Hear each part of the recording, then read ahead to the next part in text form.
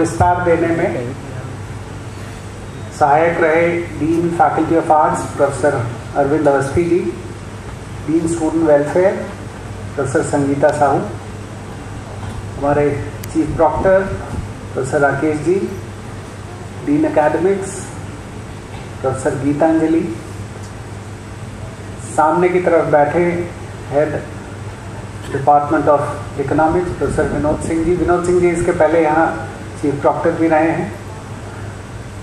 हमारे head department of geography Durgesh ji, हमारे library के incharge Jyoti madam, head department of English Maitreya जी, विश्वविद्यालय के मेरे तमाम सहयोगी और प्यारे प्यारे स्टूडेंट्स।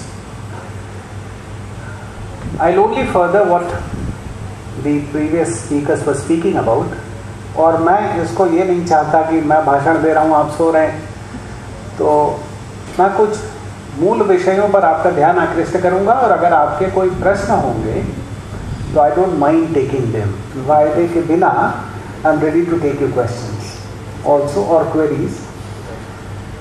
लेकिन सबसे पहले आप सबको बहुत ये बधाई इसलिए कि हमारे पास लगभग 7,000 के आसपास कुल सीट्स हैं और हम 87,000 से ज़्यादा फॉर्म एप्लीकेंट्स होते हैं हमारे पास।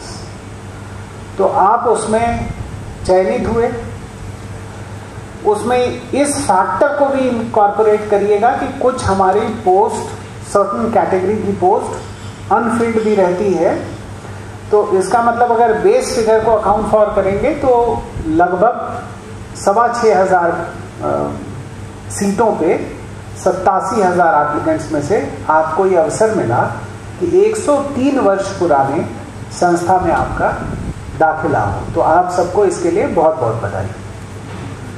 इसके लिए एक बधाई वो उस पूरी टीम को भी, उस प्रवेश की टीम को भी जिसने बिना कहीं फंबल हुए, बिना कहीं, आजकल आप जानते हैं पर्चा लीक हो जाना, आंसर या मैल प्रैक्टिसेस, कोई फाउल प्रैक्टिस हो, ये सब के बिना आप सब की योग्यता के आधार पे आपका चयन, आपको विश्वविद्यालय में पढ़ने का अवसर दिया। इसके लिए उस प्रवेश की टीम को भी बहुत बहुत बधाई आपकी तरफ से मैं प्रेषित करता हूँ।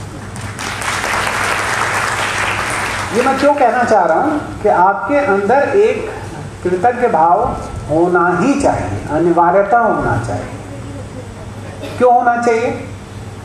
यदि आप भोजन को ये मान कर खाएं कि इसमें स्वाद है, ये मुझे पुष्टि देगा, ये मेरे स्वास्थ्य के लिए हितकर है, तो आपको उसमें स्वाद और आनंद दोनों प्राप्त होगा। और यदि हम मान के चलें कि ये सिस्टम गलत है, खाना गलत है, इसमें किसी ने हाथ धोए कि नहीं बनाने के पहले, इसमें सही चीज़ों का प्रयोग हुआ कि नहीं हुआ, तो फिर हमको ना स्वाद मिलेगा ना आनंद मिलेगा। और भोजन वही है, आप बात समझ रहे हैं? तो बदलेगा तो है। तो एक प्रेम का, मोहब्बत का संबंध हम लोग बनाएंगे, आप अप्रिशिएट करेंगे यूनिवर्सिटी के उन एफर्ट्स को जिसके आप ही बेनिफिशियरी रहें। लेकिन अब दूसरा प्रश्न उठता है कि इतने सारे विश्वविद्यालयों में, महाविद्यालयों में लखनऊ विश्वविद्यालय का चयन आपने किया, आपने पैसा दे के फॉर्म भरा, फिर कोई इस शहर से कोई दूसरे शहर से आके आपने टेस्ट दिया, फिर अपना काउंसलिंग कराई, फिर प्रोग्राम की फीस दी। इसका मतलब आपके अंदर 4-5 स्टेजेस थे और आप उन सभी स्टेजेस को क्वालिफाई करते रहे। तो आज आप यहाँ बैठे हैं। उसमें भी मुझे बताया गया कि इसमें department of economics, department of geography, department बच्चे का एडमिशन हो जाए, तो आपका उन सब्जेक्ट्स में दाखिला हुआ, इसके लिए भी आपको बहुत बधाई। लेकिन आपने जब चयन किया तो उसके कुछ आधार रहे हैं। मैं सिर्फ ये चाहता हूं कि इन 2 वर्षों में आप उस कारक को न भूलिएगा जिस कारण से आपने इस संस्था का चयन किया और इतने सारी दुश्वारियों को झेलते हुए यहां तक आए। उसको याद रखिएगा तो आपका पैर कभी गलत रास्ते पे नहीं लगेगा। आप उम्र के जिस पड़ाव पर हैं और जीवन के जिस मुकाम पे, ऐसे तमाम कारक आएंगे रास्ते। जो आपको ले जाएंगे इधर उधर, वो उसमें से ऐसा भी हो सकता है कि कुछ आपको आकर्षक भी लगे, है ना। तो जैसे मान लीजिए कोल्ड ड्रिंक पीते तो अच्छा लगता है, मीठा मीठा लगता है, लेकिन उस मार्ग पर जाना है कि नहीं जाना है, ये निर्णय आपको लेना है। और आपकी लाइफ बहुत लंबी है, अभी तो आप 20, 21, 22, 23, 24, 25 यही एज हो। आओ अपने परिवार के प्रति, अपने माँ बाप के प्रति जरूर रखिएगा हमेशा से। हिंदुस्तान की आबादी लगभग 140 करोड़ 142 करोड़ है। बाहर पॉपुलेशन क्लॉक लगी है गेट पर। आप में से कितने लोगों ने देखा है? जिसने नहीं देखा उसको और देख, और आगे रफ्तार को हम लोग को कम ही करना है। तो वो आप 142 करोड़ की आबादी में आपको क्या लगता है कितनी फीसद पॉपुलेशन होगी जो आपके उम्र एज ब्रैकेट में होगी? जी 5%, 7%, 10%? भाई 35% आबादी 35 साल से कम की है, ठीक है। तो आप इस हिसाब से एक अंदाजा लगाइएगा, गूगल करिएगा, कुछ लाइब्रेरी में जाइएगा, ज्योति जी आपको कुछ रिसोर्स का एक्सेस कराएंगे, आप इसको देखिएगा कि जो मास्टर्स प्रोग्राम परस्यू करने की नॉर्मल एवरेज एज होती है उसमें आप कहाँ फिट इन होते हैं। उसमें इस बात का भी ध्यान दीजिएगा कि कितने लोग हैं जो पोस्ट ग्रेजुएट प्रोग्राम परस्यू कर सकते हैं। ऐसे कितने ब्लेस्ड लोग हैं। भाई ईश्वर ने आपको स्वस्थ शरीर दिया, स्वस्थ मन दिया, एक ऐसे परिवार में जन्म दिया जो आपको ग्रेजुएशन ही नहीं पोस्ट ग्रेजुएशन भी पढ़ाने को तैयार है, इतना दिया। एक कृतज्ञ भाव बनता है अपने परिवार के प्रति, अपने माँ बाप के प्रति, फिर उस संस्था के प्रति भी जिसने आपको यह अवसर दिया। उन तमाम दुश्वारियों, और मैं आपको बार बार बताने की कोशिश कर रहा हूं कुछ सरल भाषा में कि आप इसको समझिए कि किस तरह की दिक्कतों का हम लोग सामना करते हैं जब हम strictly based on merit admissions के लिए एक वो परसिवरेंस अपना एग्जिबिट करते हैं। तो आपको फिर ये ओनस आप पर आता है कि आप उसको आप डिजर्व करते हैं, इसको कंसिस्टेंटली प्रूव करिए। और जब भी आपको कोई ऐसे राममार्ग पर ले जाने की कोशिश करता है जो सही नहीं है, जो नैतिक नहीं है, जो विधिक नहीं है, जो आपसे अपेक्षित नहीं है, जिसके लिए आपके माँ बाप ने, आपके परिवार ने, आपके घर परिवार रिश्तेदार समाज ने आपको भेजा है, उसके इतर कोई मार्ग पर आप जाते हैं तो आप जरूर इस बात को ध्यान रखिएगा कि मैं किस लिए आया था। एक तीसरा विषय, ये सब मास्टर्स के स्टूडेंट्स हैं। अब देखिए डिग्री का नाम क्या है? MA, यही तो है। किसी का फिलॉसफी लगेगा, किसी का इकोनॉमिक्स, किसी का सोशियोलॉजी। अब डिग्री में ही लिखा है मास्टर, लिखा है मास्टर। आप मास्टर हो जाएंगी 2 साल में, और आप भी हो जाएंगे उनके पीछे मास्टर। अब देखिए आप खुद सोचिए कितना विडंबना है कि जब आप विषय के मास्टर हो रहे हैं और आप बाद में परीक्षा के आगे कहते हैं साहब ये तो प्रश्न सिलेबस में नहीं था, ये वाला तो पढ़ाया नहीं था। आप सोचो आप विषय के मास्टर हो, आपको नहीं लिखा सिलेबस के मास्टर, आपको नहीं लिखा कि जो क्लास में पढ़ाया कंटेंट उसके मास्टर हो, आप विषय के मास्टर। ये डिग्री तो लेके जाते हो आप, और पूरी दुनिया में दिखाते हो, और अपने बच्चों को भी दिखाओगे और अपने नाती पोतों को भी दिखाओगे, देखो मास्टर है इस विषय। और उसके बाद ये नहीं बताओगे कि हम तो टीचर से कह रहे थे देखो देखो तुमने ऐसा सवाल पूछ दिया जो तुमने पढ़ाया नहीं, या जो हमारे सिलेबस में था नहीं। यू नो, तो आप कौन सा प्रोग्राम परस्यू कर रहे हैं, उसका इंटेंट क्या है? क्या परीक्षा के लिए सर पढ़ाई करते हैं? नहीं करते। मैं आपको बता रहा हूं, परीक्षा तो सभी पास हो जाते हैं। हमारा पास परसेंटेज कंट्रोलर होते हैं तो मैं बता देता हूं आपको, बहुत हाई है। और ये सब टीचर्स हैं आपके लिए बहुत लिबरल हैं। तो मैं आपको बताऊं कि एक कॉपी को इवैल्यूएट करने में हमारे पास 2 पैरामीटर्स होते हैं, क्योंकि मैंने वो विषय पढ़ा आपसे पहले, आपसे ज्यादा। मैं उस विषय का विशेषज्ञ हूं, मैं 2 ही पेपर उसमें पढ़ रहा हूं या पढ़ा रहा हूं इतने वर्षों से, और आप 24 पेपर पढ़ रहे हैं मिनिमम। इलेक्टिव वगैरह ले लें तो कहीं 32 कहीं 36 पेपर तक पढ़ रहे हैं, तो निश्चित ही आप ये मानेंगे कि मैं आपसे थोड़ा ज्यादा जानता हूं। तो मैं अगर ऐसा मूल्यांकन करना चाहूं जिसमें आपको मुझे कम अंक देने हैं, तो मैं ये देखूंगा कि इस प्रश्न के जवाब में ये हो सकता था, और आपने सिर्फ इतना लिखा। मान लो हमने देखे कि 15 पैरामीटर्स हो सकते थे इसके, और आपने लिखे 4, क्योंकि किताब में लिखा है, या जो किताब आपने पढ़ी या जो क्लास आपने अटेंड की उसमें लिखा 4 या 6, तो 15 के सापेक्ष 6, मतलब हमको 33% नंबर देना चाहिए आपको, 40%, सॉरी। लेकिन हम आपको कितना देते हैं? 40 देते हैं। जब हमको आपके प्रति सद्भावना होती है तो हम ये देखते हैं, अच्छा देखो ये वाला भी लिखा है, अच्छा ये वाला भी लिखा है, फिर तीसरा भी लिखा है, फिर चौथा भी लिखा है, फिर पांचवा भी लिखा है, फिर छठा भी लिखा है। तो हमने कहा यार बताओ, अभी मास्टर्स का स्टूडेंट है, इतनी 6 पॉइंट लिखी है, तो इसको तो अच्छे नंबर मिलने चाहिए, 40 नहीं, इसको 80, 85, 90% अंक तक दिए जा सकते हैं। यहां जो तमाम शिक्षक आपके सामने बैठे हैं, ये इस भाव से ही बैठे हैं। लेकिन इससे होगा क्या? इससे होगा ये कि आपको अंक तो मिलेंगे बढ़िया, लेकिन जीवन परीक्षा में क्या होगा? वहां तो 15 इंडिकेटर मांग रहा है।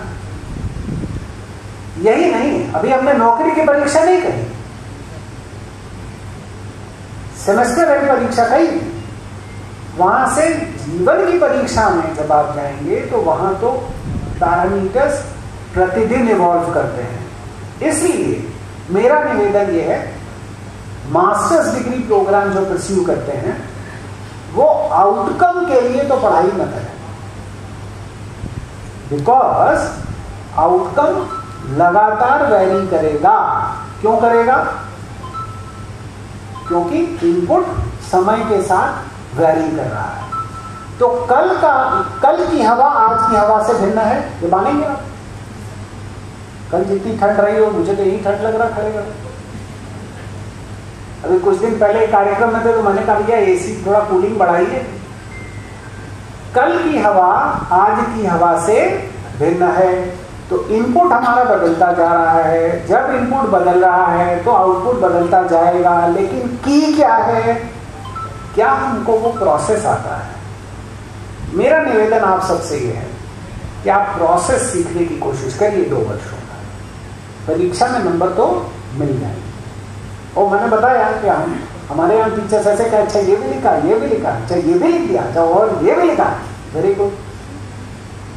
तो अंक तो आपको प्रदान कर दिए गए, लेकिन बड़ी परीक्षा में जब हम जाते हैं, वो चाहे नौकरी की परीक्षा हो या आगे चल के जीवन की परीक्षा, वहां हम परिणाम के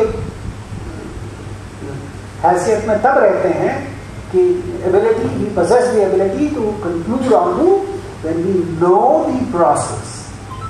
यहां मेरी अपेक्षा आप सबसे है कि आप अध्यापकों को इस बात के लिए प्रेरित करिए कि वो क्लास में आपको आउटकम और इनपुट्स ना बताएं, वो भी बताएं of course. What is important is कि मेरे अंदर ये एबिलिटी डेवलप करें कि हम प्रोसेस कर सकें, फिर इनपुट हमारा होगा और आउटपुट भी हमारा होगा। इस बात को समझिए, तो वो उत्तर हमारा होगा। जीवन के प्रश्न हमारे बदलते जाएंगे, हमारा उत्तर बदलता जाएगा, क्योंकि हमारे पास प्रोसेस है। इसलिए एक परिणाम से, एक जवाब से आपके जीवन के सभी समस्याओं का समाधान होगा नहीं होगा। अब लोग जब पब्लिक सर्विस कमीशन में जाते हैं इंटरव्यू के लिए और सवाल पूछे, मान लो हमने सेम ही सवाल पूछा और अगर नहीं आ रहा है तो दोनों सेम ही तरह से नहीं आ रहा है बताते हैं, तो फिर पूछना पड़ता है किस कोचिंग में गए थे। और जब आपने आपसे पूछ लिया किस कोचिंग में गए थे, वैसे ही आपका मोरल डाउन हो गया। हुआ नहीं हुआ? यार पकड़ लिया ये कोचिंग की तैयारी है, इसकी असली जानकारी नहीं, और फिर आप तुरंत एक्स के नीचे इवैल्यूएट होना शुरू हो जाते। तो प्रोसेस सीखने की कोशिश करिए, सिर्फ आउटकम ही नहीं। एक विषय और बताना चाहते हैं कि ये विश्वविद्यालय, एक विश्वविद्यालय क्या होता है। हम ये चाहते हैं यहाँ पे कि हम नया क्रिएशंस करें, एंड बाई एनी मीन्स विश्वविद्यालय स्तर पर हम आपकी क्रिएटिविटी को हैम्पर नहीं करते हैं। हम इनवाइट करते हैं कि आप जितना ज्यादा और क्रिएटिव हो सकते हैं उतना होइए। वो विधाएं अलग अलग हो सकती है, वो संगीत हो सकता है, वो नृत्य हो सकता है, वो खेल हो सकता है, वो कुछ भी हो सकता है, वो राइटिंग हो सकती है, वो लिटरेचर हो सकता है, वो आपका अलग अलग व्यवस्था में भागीदारी हो सकती है। आप जितने क्रिएटिव हो सकते हैं हो, आपकी इस ऊर्जा का सकारात्मक रूप से संयोजन करके विभाग, संस्था, समाज, राष्ट्र और अंत में आप स्वयं के हित में चैनलाइज करना हमारी जिम्मेदारी है। जब मैं कहता हूं हमारी जिम्मेदारी, हमारे पास इतने योग्य शिक्षक हैं, ये सब उस जिम्मेदारी का भाव लेकर आपके साथ खड़े होने को तैयार हैं।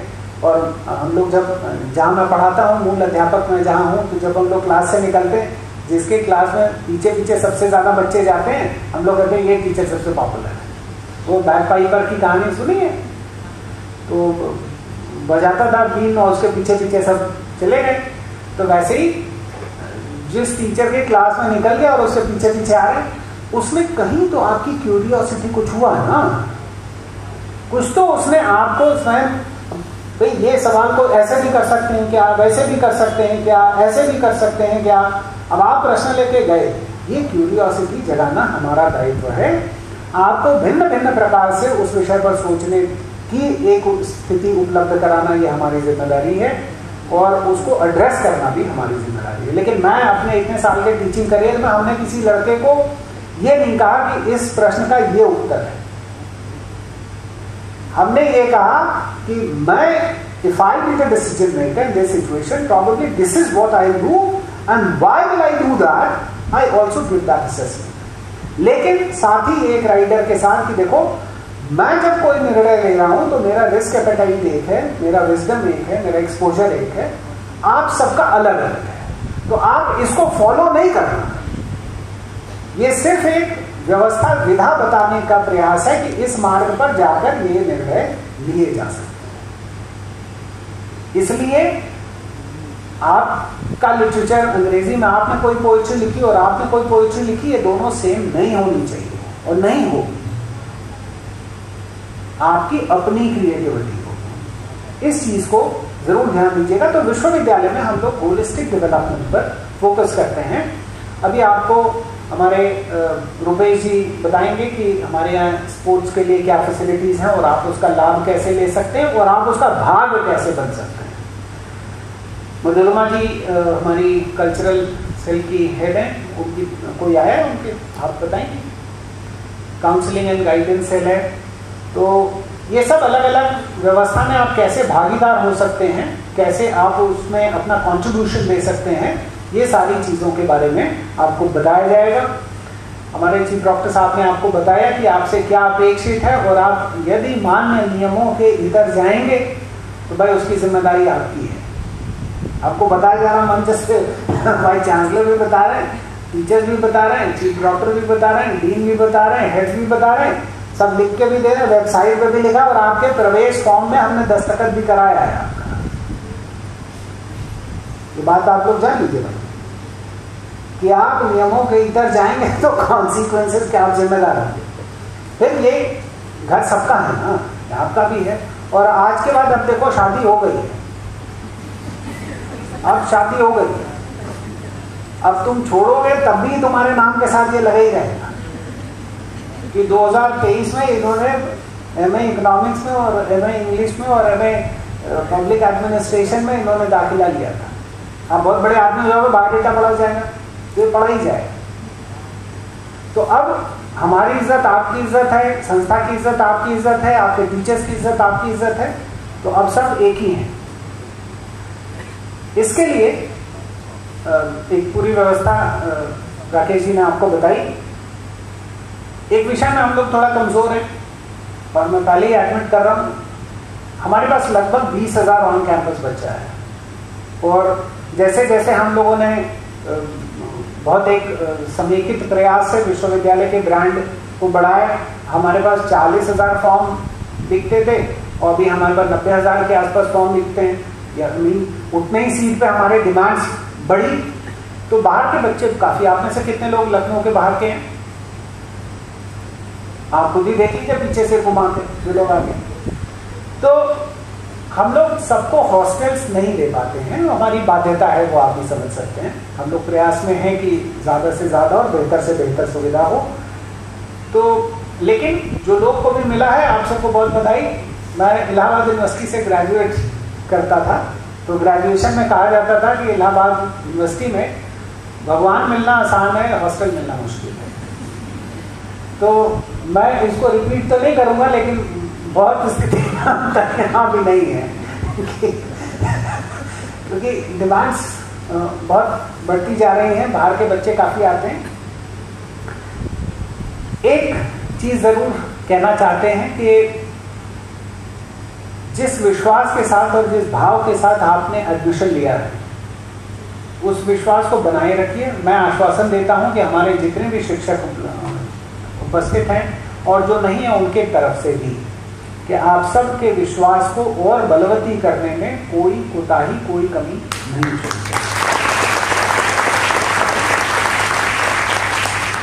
इसमें आपके पार्ट पे सिर्फ एक चीज आवश्यक है। एक मुझे कहानी बहुत पसंद है, जिसको मैं बार बार कहता हूं और मैं फिर कहूंगा, आप सबसे कहूंगा। वो मैंने बहुत साल पहले पढ़ी थी, हिंदी अखबार में संडे को सप्लीमेंट्री आता था। अभी तो हर जगह ही आता है सप्लीमेंट्री, शायद रोज ही आता है। तो उसमें एक कहानी थी कि गुरुकुल में एक संडे को, रविवार को, गुरुजी ने बांस की डलिया दी स्टूडेंट्स को, छात्रों को, और कहा जाओ भाई नदी में पानी भर के ले आओ। तो डलिया में आप जानते, छेद होता है, बीच में गैप होता है। तो लड़के गए, पहले तो हंसे कि इसमें कहाँ से पानी आएगा, सोचे गुरुजी मजाक कर रहे होंगे, चलो भाई बट टीचर का ऑर्डर है तो फॉलो करना है। फिर वो गए, नदी में डाला, उसको ऊपर निकाला तो सारा पानी बह गया। तो लड़के और मजाक उड़ाए कि देखो गुरुजी ने मजे लिए। एक बच्चा था, उसको विश्वास था कि अगर गुरु ने कहा है तो इस बात में कोई तत्व तो होगा ही, और वो उसको पानी में डालता, निकालता, पानी गिर जाता, फिर पानी में डालता, फिर निकालता, फिर गिर जाता। ऐसा करते वो सुबह से दोपहर हो गई, दोपहर से शाम, शाम होते होते बांस की डलिया थी, पानी में रही, पानी में रह के फूल गई तो सारा गैप ब्रिज हो गया और वो पानी कैरी कर सका। What is the moral of this story? इस कहानी से क्या शिक्षा मिलती है? इस कहानी से ये शिक्षा मिलती है कि अपने गुरु में विश्वास रखोगे तो वो निश्चित ही आपको कुछ सद्गुण देगा। आपको ऐसा तत्काल प्रतीत हो सकता है, कोई टीचर बुला के आपको डांटता है कि तुम क्लास में नहीं आते हो, तुमको बाहर कर देंगे, ये कर देंगे। हमने तो, हमारे क्लास का तो रूल रहा है हमेशा से, जब से हमने पढ़ाना शुरू किया, 3 एब्सेंट है बिना मेरे क्लास टीचर के। मैं बुलाऊं तभी क्लास में घुसने देंगे, नहीं देंगे नहीं, जाओ भाई। हम लोग तो अपना जान निकाल रहे हैं क्लास के अंदर, इतने सालों की विद्या, और अपनी पूरी ऊर्जा क्लास में निकाल रहे हैं। किसके लिए? कि आपका बहुत बेहतर हो सके। तो जब कोई पनिशमेंट देते हैं, कोई डांटते हैं, कुछ आपको बताने की कोशिश करते हैं, तो उसके पीछे के भाव को समझने की कोशिश करिए। आप विश्वास रखेंगे तो निश्चित ही आपके हितकारी होगा। संवाद 24/7 24 घंटे की व्यवस्था विश्वविद्यालय ने अरेंज की, और ऐसे कोई भी सकारात्मक संवाद का हम स्वागत करते हैं। आप हमको सुझाव भी दे सकते हैं, आप हमको सुझाव देंगे, हम लोग उसका प्रयास करेंगे कि इसका समाधान किया जा सके। मैं बहुत बार देखता हूं कि सोशल मीडिया का बेजा इस्तेमाल भी किया जा रहा है। आप सबसे बचने की मेरी गुजारिश है, इसलिए भी क्योंकि अगर आप इसको एक if you're using it as a platform to defame the institution, ultimately you are defaming yourself. तो कहते कैसी संस्था में चले गए? बाहर कोई मुझे भी नहीं जाना, और ये ज्योति जी को भी नहीं जाना, और शशि भूषण जी को भी नहीं जाना, तो आपको जाना है, और वो लखनऊ यूनिवर्सिटी को जाना है। तो वो कहता है कि आप कैसी संस्था में चले गए जहां पे ये चीज नहीं है। तो ये दुधारी तलवार है। हमको लगता है हम आप पर चला रहे हैं, हमको पता नहीं होता कि वो चल मेरे पे रही। आप अपने सकारात्मक सुझाव, और उसकी एक प्रक्रिया बनी हुई है, आप अपने टीचर को बताइए, क्लास के टीचर को कि साहब हमको ये इशू है, वो विभागाध्यक्ष को भी बता देगा। आमतौर पर विषय ऐसे होते नहीं है, हम लोग खुद ही बहुत प्रोएक्टिव हैं, हम लोग खुद ही आपको मिलेगा कि हम लोग घूमते रहते हैं, हर लोग घूमते रहते हैं, कोई क्लास में, कोई टॉयलेट में, कोई हर जगह लाइब्रेरी में लगातार घूमते रहते हैं, देखते रहते हैं कि हम क्या बेस्ट ऑफर कर सकते हैं अपने स्टूडेंट्स को, of course with in the means that university has. इसमें आपका सहयोग भी चाहिए। अब मैं देख रहा हूँ कि बाहर इसमें घास बड़ी हो गई है, अब आप उसमें बैठ के खाना खाना चाहते हैं, गुलाबी ठंडक है, तो आपको लगता है ये बैठते हैं तो चुभती है। तो अब ये बात आप बता भी सकते हैं, हमको दिख भी रहा है, आप बता भी सकते हैं, लेकिन क्या ऐसा नहीं हो सकता कि किसी एक रविवार को आप कहें सर ये हम 15 बच्चे हैं, हम लोग श्रमदान करेंगे और हम इस घास को साफ करेंगे। आपका घर नहीं है, आपकी यूनिवर्सिटी नहीं है कि नहीं? तो ऐसा प्रस्ताव सोच सकते हैं। जरूरी नहीं है कि इसके लिए हमको एनएसएस का वॉलंटियर ही होना पड़े, वहां भी एक व्यवस्था है, हमारे पास व्यवस्थाएं सब है। तो आप ऐसा कर सकते हैं, और जब आप कहते हैं तो इस बात का असर और ज्यादा होता है। एक अंग्रेजी की फिल्म है, आप लोगों को अक्सर मिलेगा तो देखिएगा, as good as it gets. जब आप किसी के लिए अच्छा करते हैं तो आपके लिए सब कुछ अच्छा होता जाता है अपने आप, और ये बता के नहीं होता है। तो आप जब ये आके कहते हैं कि हम 15 बच्चे हैं, हम चाहते हैं कि हम एक संडे को श्रमदान करना चाहते हैं, हमारे क्वाड्रेंगल की घास बड़ी हो गई है, हमको साथ औजार उपलब्ध करा दें, और आप नहीं करेंगे तो हाथ से नोच देंगे, कह रहे हैं। तो इसका असर ज्यादा होगा कि आप नारा लगाओगे घास साफ करो, घास साफ करो, घास साफ करो। तो आप खुद सोचो, आप सब तो मास्टर होने जा रहे हो, आप सोच लो, नहीं ये नॉट किड्स, नो। हम लोग इस तरह से गाइड नहीं किए जा सकते हैं कि चलो चलो इधर चलो तो उधर चलिए। हम सब तो, आप सब तो मास्टर होगे ना, ये भी बनेगी मास्टर और बगल वाली भी बनेगी मास्टर, दोनों इंडिविजुअली 1 डिग्री शेयर नहीं करेंगे, है ना। तो इस तरह की क्रिएटिव और कंस्ट्रक्टिव आप चीजें लेके आएंगे, वो हमको भी मदद मिलेगी। मैं ये बात कहता हूं, एक क्लास में टीचर के नाते भी कहता हूं, एज वाइस चांसलर भी कह रहा हूं, मुझसे ताकतवर हिंदुस्तान में कोई है नहीं। हमारा 20,000 ट्रेंड वर्कफोर्स है जो ऐसी एज ग्रुप में है जिसमें मैक्सिमम क्रिएटिविटी और मैक्सिमम एनर्जी। आप बताइए, मुझसे ताकतवर कोई है? 20,000 बच्चा है और वो 20 से 30 की ऊर्जा एज ग्रुप में है जहां उसकी मैक्सिमम एनर्जी, अब फिर वो नीचे नीचे दिखे ही करेंगे, और नीचे थे तो ऊपर बढ़ रही थी, अभी अब पीक में आ गए। तो जब मैक्सिमम एनर्जी और मैक्सिमम क्रिएटिविटी आपकी है, तब तो आप हमारे पास आए। तो दायित्व हमारा भी है कि हम इसको प्रॉपर्ली चैनलाइज करें, और आपका भी है कि आप मैक्सिमम कॉन्ट्रीब्यूट करते जाओ। तो इसके लिए कुछ व्यवस्था भी बनी है, जैसे मैंने कहा एनसीसी की भी व्यवस्था है, बहुत सारे लोग उसमें पार्टिसिपेट कर सकते हैं। एनएसएस की भी है जिसमें आप पार्टिसिपेट कर सकते हैं। एक आखिरी बात और कहें बस, उसके बाद बस, एंड दैट इज कि एक चीज जिसमें मुझे बहुत गर्व होता है, मैं बनारस हिंदू यूनिवर्सिटी में प्रोफेसर हूं, लेकिन मुझे यहाँ इस बात का बहुत गर्व होता है, बहुत गौरव है, और ये मैं डंके की चोट पे पूरे हिंदुस्तान में कहता हूँ इस बात को, कि हम हमारे छात्रों को most updated, advance and modern curriculum impart करते हैं। इस बात के लिए आपको आपके शिक्षकों का बहुत बहुत आभारी होना चाहिए कि एक राज्य विश्वविद्यालय के अंदर most updated and modern curriculum आपको पढ़ाया जाता है, जो आपको न सिर्फ यूनिवर्सिटी के एग्जामिनेशन बल्कि बाहर नौकरियों की एग्जामिनेशन और जीवन की परीक्षा में भी आपको सफल करेगा।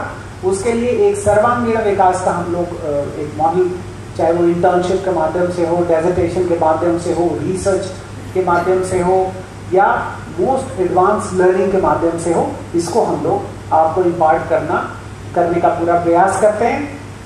और हम चाहते हैं कि इसका आप अधिकतम लाभ लेकर बाहर जाएं, देश की सेवा करें, समाज की सेवा करें, अपना नाम करें, अपने परिवार का नाम करें, अपने विश्वविद्यालय का नाम करें, लेकिन उस सब के पहले उस ईश्वर के प्रति कृतज्ञ भाव रखें जिसने आपको आज इस योग्य बनाया। उस परिवार के प्रति, अपने माँ बाप के प्रति एक कृतज्ञ भाव रखें जिसने आपको आज की ये स्थिति दी है, और अपने उन तमाम शिक्षकों का कृतज्ञ भाव रखें जिन्होंने आपको इस योग्य बनाया है और आगे और श्रेष्ठ बनाने का प्रयास करेंगे। आप सबका स्टे बहुत बहुत प्लेजेंट हो, अच्छा हो। 2 साल में सिर्फ पढ़ाई न करिएगा और कुछ भी देखिएगा, सीखिएगा और सर्वांगीण विकास अपना इंश्योर करिएगा। मेरी बहुत बहुत शुभकामनाएं आप सबके साथ। Thank you.